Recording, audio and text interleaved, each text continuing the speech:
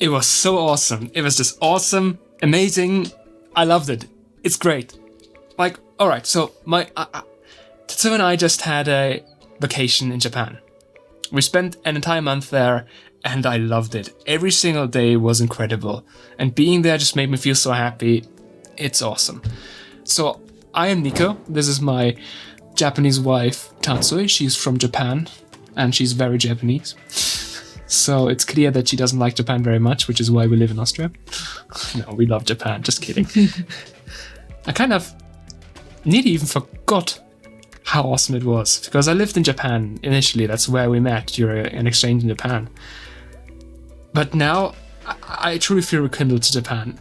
And in this video, I wanted to tell you why. I want to show you what Japan was like traveling as a couple with a baby. And I want to go into a little bit what has changed about Japan and our plans for the future of it. Say something, Tatsu. Hi. Hello. She forgot how to speak English, so that's an unfortunate reality, because she's been living in Austria now, where she's learning German. She doesn't practice her English at all, so... No. I can speak English a little bit. For me, it's been 3.5 years that I haven't been in Japan, nearly 4 years. It was really one of the best times of my life, probably the best now. Easily. I especially noticed how awesome they were once I went back to Germany. All of a sudden, trains were delayed, everything was dirty, the toilets weren't great. I mean, quite frankly, literally, in Japan, there are amazing toilets that actually clean your ass properly with the water. Like, it's nice that things work. It's nice that trains are on time, that you can rely on them. It's nice that everything is clean. So many things just work so much better in Japan. And it's just so convenient to be there. You actually got a reverse culture shock there about the vending machines. Why are there so many vending machines? Because if you want to have a drink, well, then there is always a vending machine for you. Oh, my German wife has become culturally shocked. Why so many? So many vending machines, but it's just great that you can always get a drink anywhere. Because how do we start? I just want to give a kind of summary of our journey in Japan. We spent the first 3 days in Tokyo. We saw the laziest pandas ever. Tatsui was super happy about seeing them. I thought That was so cute. I thought they didn't do any kung fu, so I was really pissed because I really like pandas when they do kung fu. I wanna see them again. Yes, okay. Maybe they've learned kung fu by then. So we went to Tokyo first for 3 days. Went to Ueno Zoo. Went to what's the weird anime place? Ikebukuro. We went to Asakusa. We didn't go up the Tokyo Skytree, but we wanted to. We'll need to do that again at some point. And we saw, it was just cool seeing so many things. It was, however, a bit difficult. Because now we have a child and it's actually really difficult to navigate. I used to love the crowds, but when you have to take care of a wife and baby, the crowds are really, really difficult. Because especially if you need to go around with a baby stroller, you rely on the elevators, but not every single exit has an elevator, so you can only use specific exits and entrances. Everything just becomes more tedious, and that was especially what we felt in Tokyo. We went to Toyama afterwards for a week. That's where she's from. It's kind of looks like America over there, actually. Like everybody lives in their in the suburbs. Everybody uses the car all the time. It's like that is a thing I didn't really enjoy that much. But the cool thing about Toyama is that the food there is pretty good. The sushi is phenomenal because it's so close to the places where you can eat the sushi. I was literally shaking when I ate the sushi there because it was just that good. It was literally the best sushi I've had in Japan. Not so expensive. And it wasn't actually that expensive either because it's really close to where the sushi is being fished. So the food is phenomenal there and so healthy as well. So I really felt like I was able to turn off during the time and enjoy myself and just take it in. So yeah, there's just many things that are just cool about Japan. Oh yeah, and then what we did afterwards, after a week in Toyama, we went on a small round trip to Nagoya. Nagoya is just a normal city to see, and we have a bunch of friends there. I mean, that's where we met. That's where I studied abroad in Japan. And the city is oftentimes called the most boring city in Japan. But the thing is, it's not so touristy, and you get so many cool things there, relatively cheap and high quality food. You have, like, my favorite Taiwanese store food. We had Tsukamen there, nice. We had so much Osukana. Nagoya was absolute food heaven, and the fact that it isn't so busy as Tokyo, it doesn't have so many tourists, it makes it really, really comfortable and convenient to be there. So if you need a more relaxing time in Japan, Nagoya is the place to go.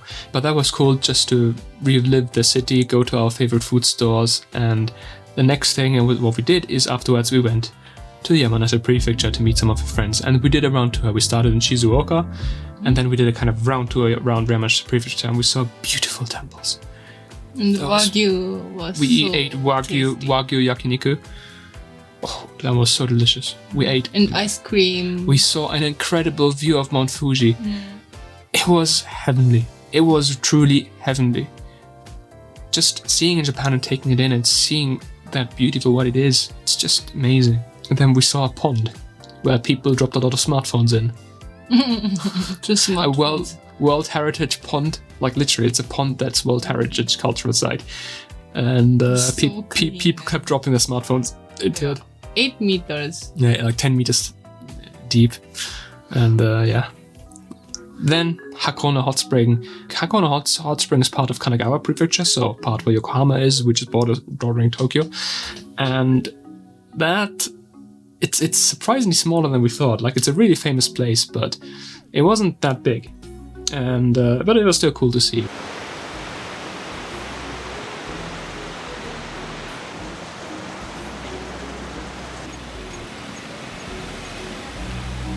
We spent a day in Kanazawa, which is awesome. It's a kind of mini Kyoto.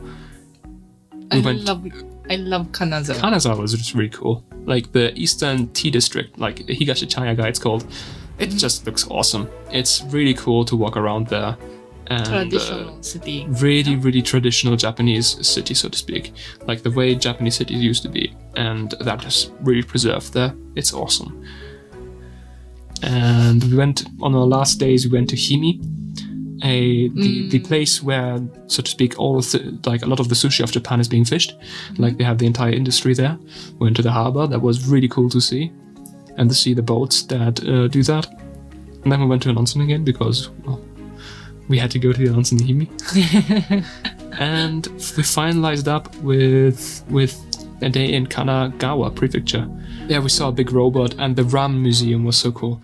And it was fantastic, the Ramen Museum. That is like the #1 museum in the world.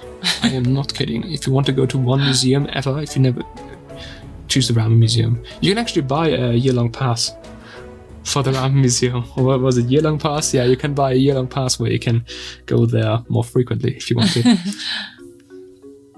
And it was just such an amazing trip. It was really one of the best times of my life. I was really able to relax, let loose, eat amazing food that is still healthy. I initially gained a bit of weight and then I started losing it again because at the start I tried everything and then I started, You are greedy. Yeah, really greedy because I haven't been in Japan in 3.5 years, right? So I wanted to try everything. I wanted to eat everything. The last 3 times I went to Japan, I always was upset that I left. It was always saddening for me to leave. And this time round, instead, I felt gratitude. I felt gratitude for the fact that I was able to stay a month in Japan. I was really grateful for that. And I feel like this is a huge personal development for me, that instead of being upset about something, that I don't have something anymore, I'm grateful that I had it.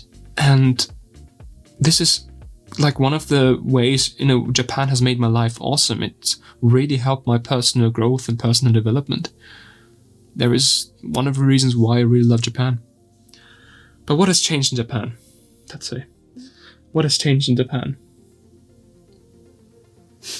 She literally doesn't understand English anymore. What has changed in Japan? I don't know. No, actually, not a lot. The problem is, so the thing is, like, the rest of the world has changed and Japan kind of stayed the same. So Japan is actually really cheap now. So Tatsui and I were eating at like a Chinese restaurant, and like you see the amount of food that we had there, it was massive, and it was all less than 2,000 yen, which is around $13. So quite frankly, that's insane to me. And yeah, Japan is legit a cheap country right now for Westerners to visit. So go and splurge when you're there here. Japan actually went away from a waiter model. Like there was a lot of very little waiting staff now in Japan. So what ended up happening is most restaurants now actually on each table they have a QR code ready that you scan, and then you can see the menu on your smartphone, and then you can order it directly from there, and the waiter only brings you the food. And that was actually one of Waiter robot. waiter robot. Oh yeah, we saw a waiter robot, but there is actually a robot. That's fantastic. She loved the waiter robot. I was actually in one yakiniku restaurant. There was a robot. So usually it's still mostly humans that bring you the food, but in this case we actually had a robot bring us our food. So future world, future country. So in the future you won't have a lot of wait staff at all. You will literally just have your your machine and your robot that will bring you your food afterwards. That's nice. But so that is cool. That has changed. Japan has become more high-tech. Overall, some really cool positive things. Of course, we want to live in Japan. We really want to live in Japan. Well, I do want to at least. She is pretty okay here. I don't like it here. I really don't feel at home here anymore. I mean, home is where the wife is, really, where the family is. And I mean, that's the most important thing. I have the most important thing of Japan with me all the time, but just being in Japan, it really feels just great because it's safe. You have so many cool things to do. And clean. It's clean. It's really clean and I love that. And we are hoping to install a Japanese toilet in our apartment soon. And there's actually one thing, it actually pisses me off. It's really unsanitary.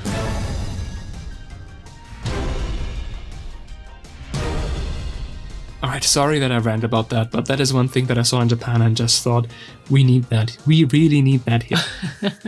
All around, we'll continue to make cool videos about Japan and our relationship. And we'll have a good time. And we're able to visit Japan regularly. We still already have our next trip booked in April. So Japan isn't so far for us.